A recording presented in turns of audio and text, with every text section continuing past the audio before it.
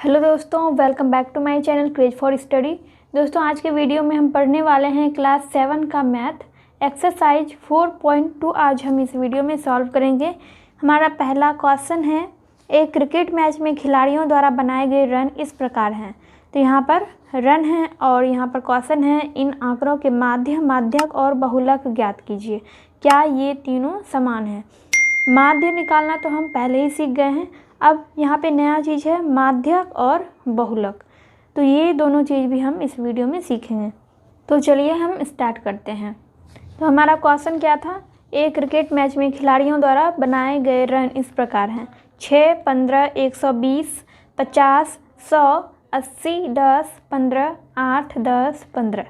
अब बोल रहा है कि इन आंकड़ों के माध्य, माध्यक और बहुलक ज्ञात कीजिए।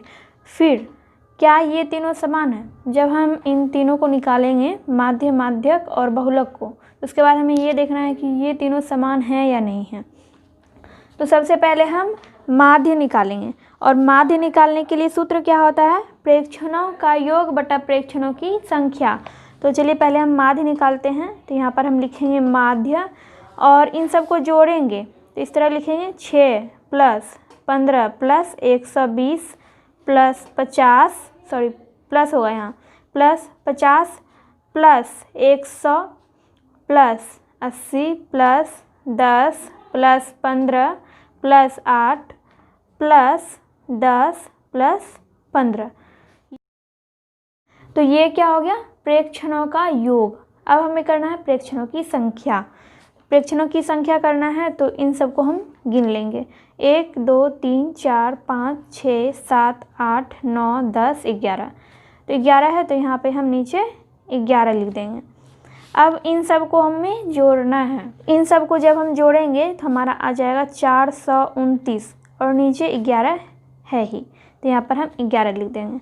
429 में हम 11 से भाग देंगे तो हमारा भागफल आ जाएगा 39। तो हमारा माध्य क्या हो गया? माध्य हो गया 39। अब हमें निकालना है माध्यक। तो माध्यक निकालने के लिए सबसे पहले हम यहाँ पे जो रन दिए गए हैं इन सबको हम आरोही क्रम में लिखेंगे। तो सबसे पहले हम लिखेंगे 6, 8, 10, फिर 10, 15, 15, फिर 15, फिर 50, 80, 100 और 120। तो यहाँ पर हमने इसको आरोही क्रम में लिख लिया। और माध्यक निकालने का सूत्र होता है, माध्यक निकालने का सूत्र होता है n + 1/2। n प्लस, और माध्यक निकालने का सूत्र होता है, माध्यक निकालने का सूत्र होता है n + 1/2। n + 1/2। अब यहाँ पर देखिए n क्या होगा? तो यहाँ पर इनकी संख्या कितनी है? 11 है, तो n हो गया हमारा 11। इन सबको आप गिनेंगे तो ये कितना है? 11 है, तो n हमारा क्या हो गया? 11 हो गया। अब है n + 1/2। तो यहाँ पे n की जगह पे हम क्या लिखेंगे? n की जगह पे 11 लिखेंगे +1 बटा 2। 11 और +1 करेंगे तो 12 होगा, 12/2, 12/2। अब 12 को हम 2 से डिवाइड कर देंगे तो कितना आ जाएगा? 6 आ जाएगा। यहाँ पे n + 1/2 वें प्रेक्षण पर होगा, ऐसा लिखेंगे। और फिर यहाँ भी वैसे ही लिखेंगे, 6वें प्रेक्षण पर होगा। 6 आया। 6 आने के बाद हम क्या करेंगे? यहाँ से हम गिनेंगे 6 अंक, 1, 2, 3, 4, 5, 6। तो 6 हमारा कहाँ पे आया? 15 पे आया। 6 नंबर पे क्या आया? 15 आया। तो हमारा माध्यक हो जाएगा 15। ठीक है, हमारा माध्यक जो है 15 हो जाएगा। आई होप आप समझ गए होंगे कि माध्यक कैसे निकाला जाता है। तो इस तरह से माध्यक निकाला जाता है, और ये होता है सूत्र, फॉर्मूला n+1/2। तो माध्यक निकालने में हमें क्या करना पड़ता है, ये जो फॉर्मूला है, फॉर्मूला लगा के हमने इसको सॉल्व किया और जो हमारा यहाँ पे रिजल्ट आया यानी कि जो भी अंक आया उसको हमने क्या किया, यहाँ से गिनना शुरू किया। जैसे कि यहाँ पे 6 आया है तो यहाँ से शुरू से हम 6 अंक गिनेंगे। 6वां अंक जिस पे आएगा, जिस संख्या पे आएगा वो हमारा माध्यक हो जाएगा। ठीक है, तो ये हमारा माध्यक हो गया 15। तो अब निकालना क्या है, अब बहुलक निकालना है। तो बहुलक कैसे निकालेंगे, तो इसमें सबसे ज़्यादा बार जो आया है, जो भी संख्या सबसे ज़्यादा बार आया है वो हमारा बहुलक हो जाएगा। तो चलिए देखते हैं सबसे ज़्यादा बार कौन सी संख्या है। तो सबसे ज़्यादा बार है इसमें 15, क्योंकि आपको दिख रहा है कि 15 जो है वो 3 बार है, तो सबसे ज़्यादा बार 15 है, तो इसीलिए हमारा बहुलक हो जाएगा 15। ठीक है, माध्यक और बहुलक तो बराबर है, लेकिन माध्य हमारा कितना है, 39 है। तो इसमें ये भी पूछ रहा है क्या ये तीनों समान हैं, तो नहीं, ये तीनों समान नहीं हैं। तो हम यहाँ पे लिखेंगे ये तीनों समान नहीं हैं। तो एक तो ये हमारा आंसर हो गया।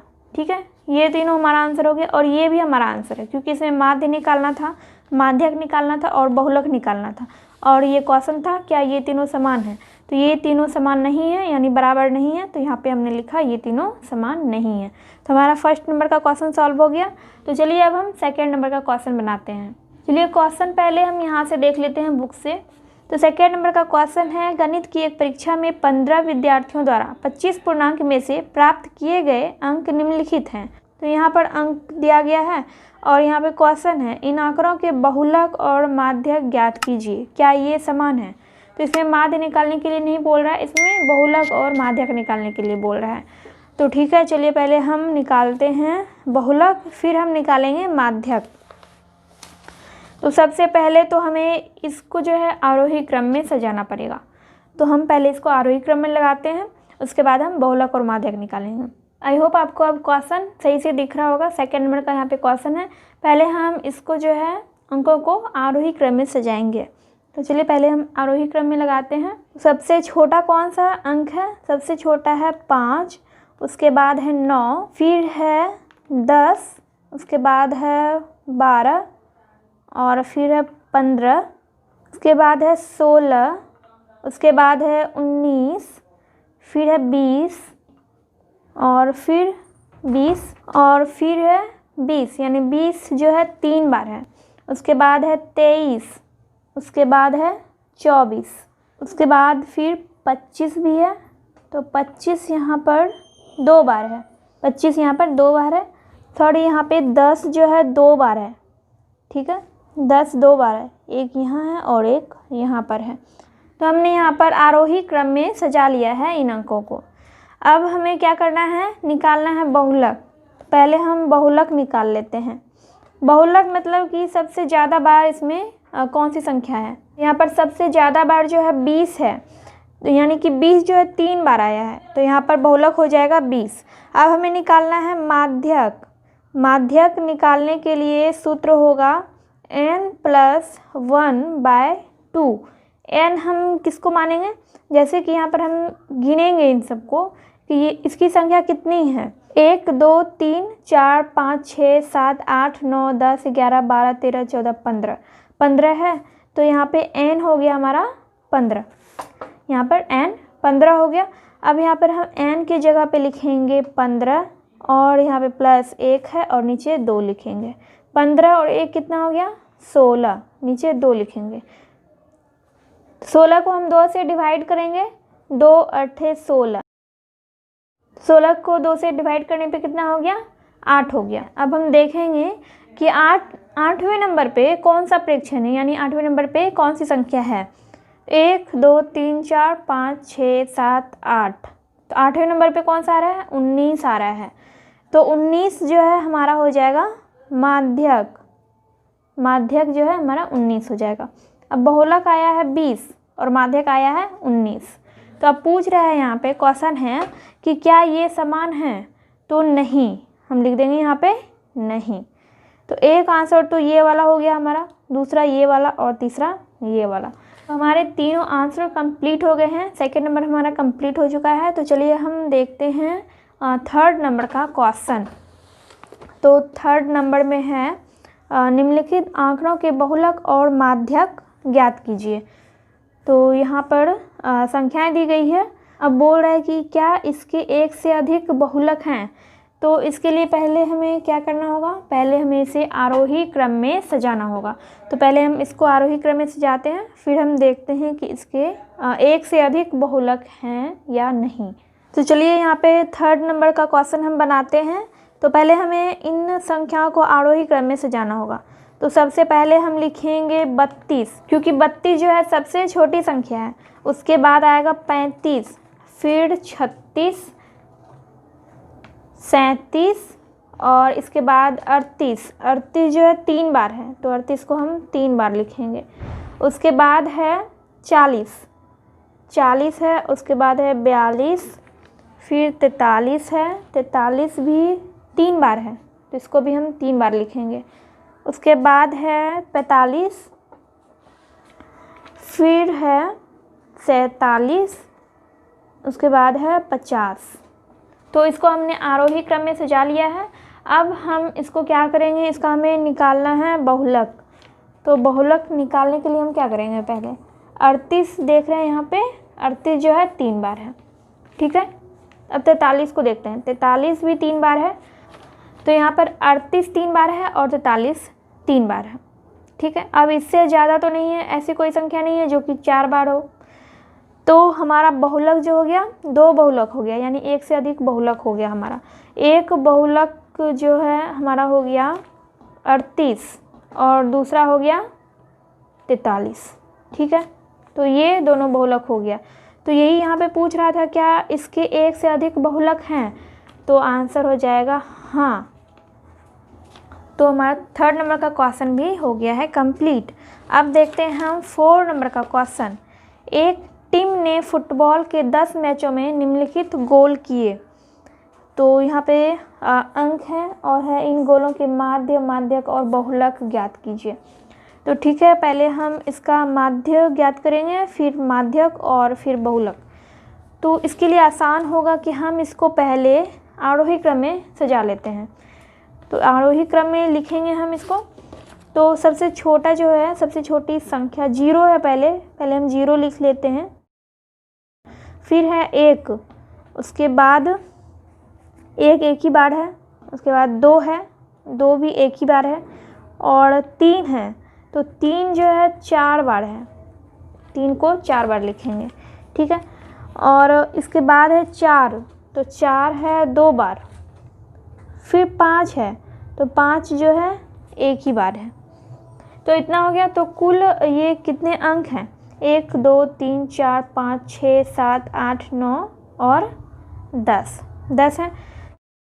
हम यहाँ पे माध्य निकाल रहे हैं। तो जब हम माध्य निकालेंगे तो अगर हम 0 को हटा देंगे तो यहाँ पे सिर्फ 9 ही अंक बच जाएंगे।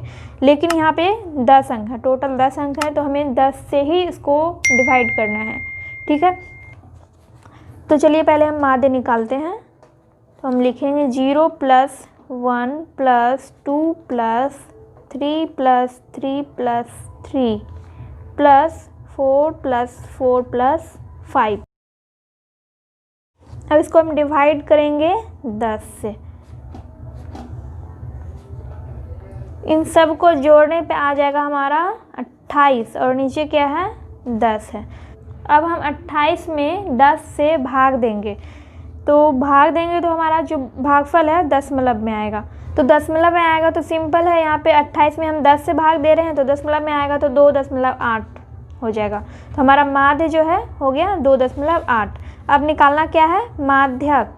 तो माध्यक निकालने के लिए हम यहाँ पर क्या करेंगे, n + 1/2। दोस्तों हमने यहाँ पर माध्यक बराबर क्या लिखा है, n + 1/2।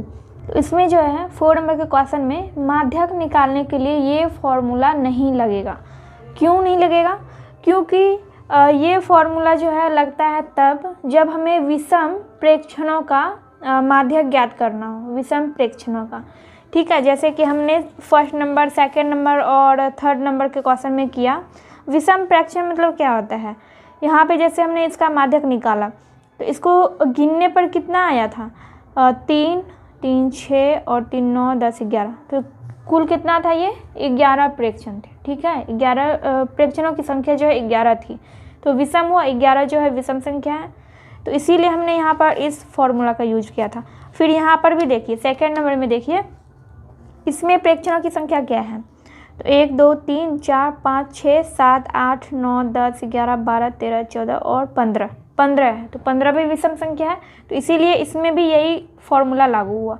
और थर्ड नंबर में भी देखिए 1 2 3 4 5 6 7 8 9 10 11 12 13 14 15 है इसमें, तो 15 भी विषम ही संख्या, मतलब इन दोनों में 15 ही है, तो 15 विषम संख्या है, 11 भी विषम संख्या है, तो इसीलिए इसमें ये फॉर्मूला लगा था माध्यक निकालने के लिए। लेकिन जब आप यहाँ पर देखेंगे 4 नंबर के क्वेश्चन में, तो इन सबको गिनिए, ये टोटल कितना है, 10 है, तो 10 विषम संख्या नहीं है, ये एक क्या है, सम संख्या है। तो सम संख्या के लिए माध्यक निकालने का फॉर्मूला जो है थोड़ा सा अलग होता है।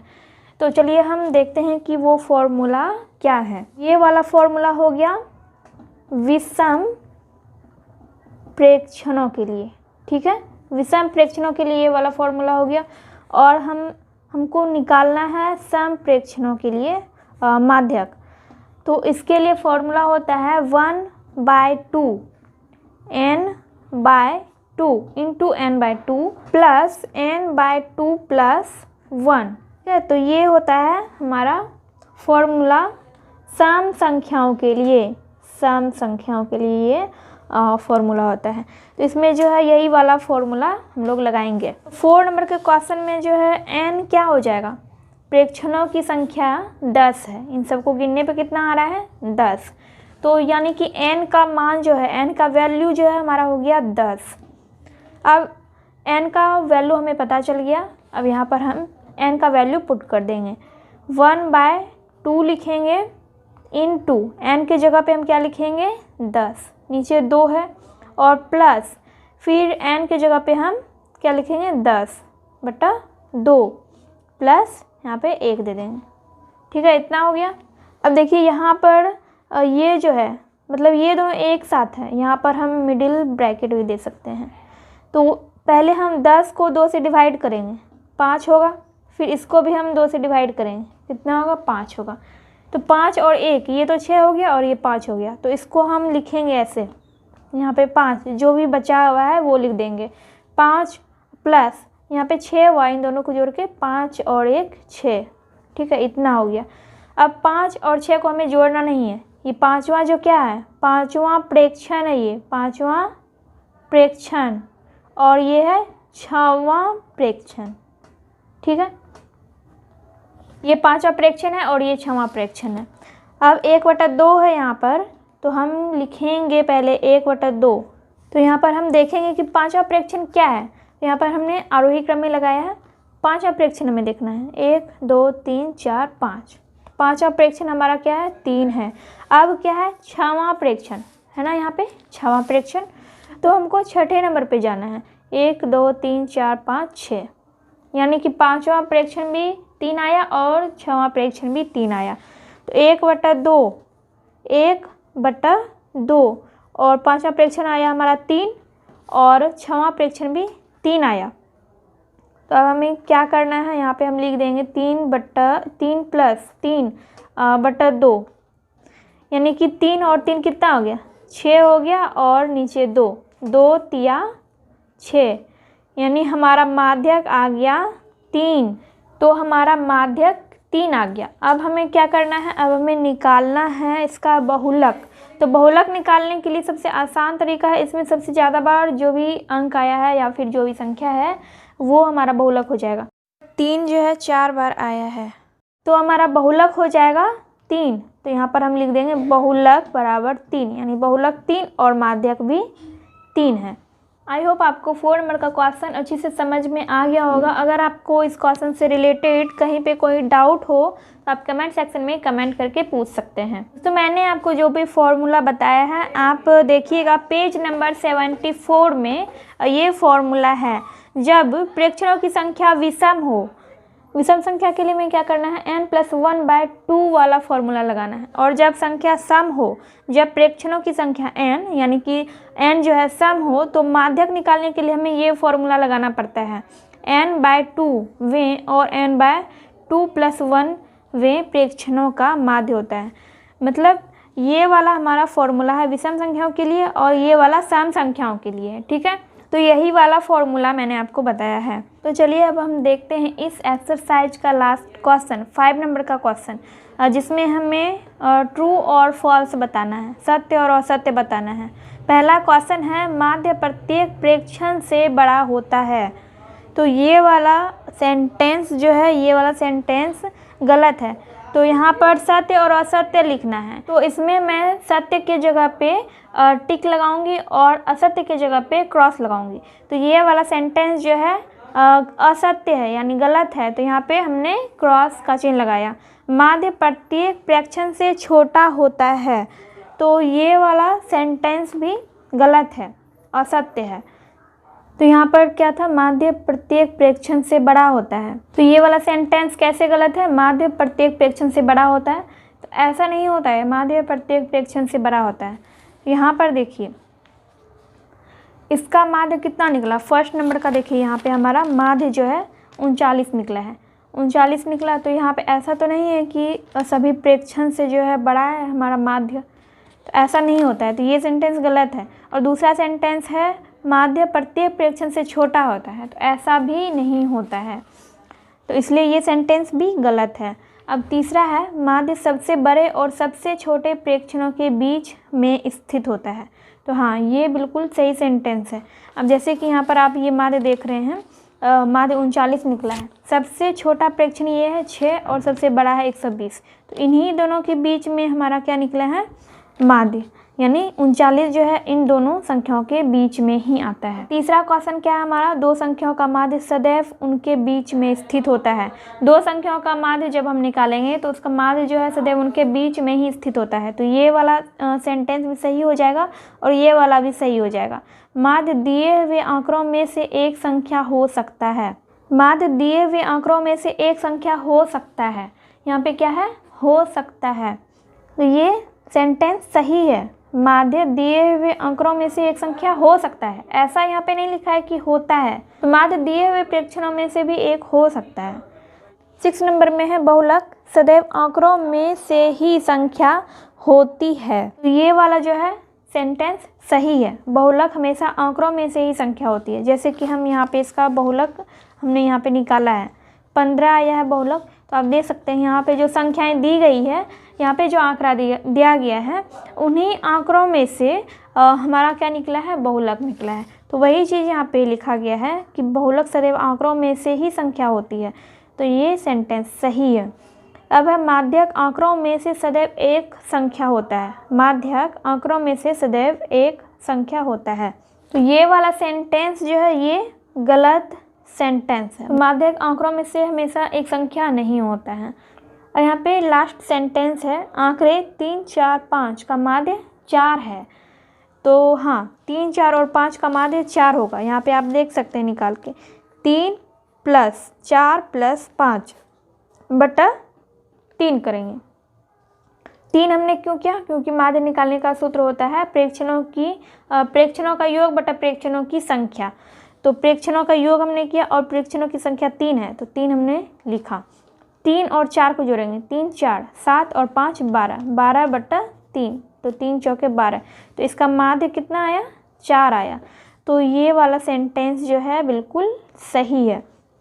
सो फ्रेंड्स, इसी के साथ हमारा एक्सरसाइज 4.2 कंप्लीट होता है। एंड इस चैप्टर से रिलेटेड, इस एक्सरसाइज से रिलेटेड आपको कहीं पे कोई डाउट हो या फिर आपको कोई क्वेश्चन पूछना हो इस चैप्टर से रिलेटेड, तो आप पूछ सकते हैं कमेंट सेक्शन के थ्रू। एंड वीडियो हेल्पफुल लगी हो तो वीडियो को लाइक कर दीजिएगा। चैनल पे पहली बार आए हैं तो चैनल को सब्सक्राइब करना मत भूलिएगा और बेल आइकन को भी प्रेस कर दीजिएगा, ताकि मैं जब भी वीडियो अपलोड करूँ तो इसका नोटिफिकेशन आपको मिल सके।